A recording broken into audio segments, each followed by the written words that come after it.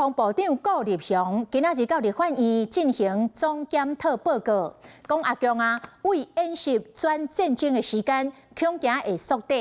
国防部嘛来预测到阿强对台湾作战的6个特征。万一，真的有任何这样的一个状况发生的时候，你的这个备战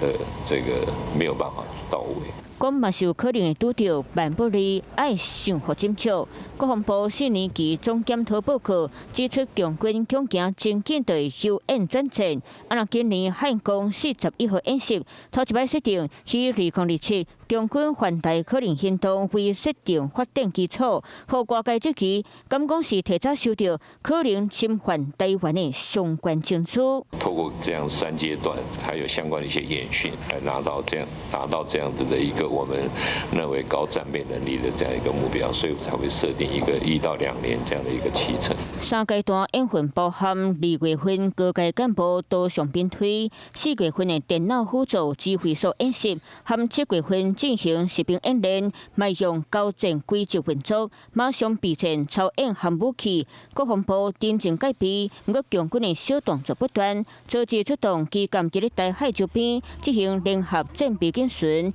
对这件代志，美国国务院和广党会批评中国未当对台湾做出大数据，而且无负责任威胁，佮讲是要影响世界的稳定力量，是要爱外界相信配合，会支持台湾影响中国的压力。国务院的回应也是第一次看到美国国务院的回应，美国国务院这一次讲的比较重，2次的联合战备举行的情况下，加强它的这个强度，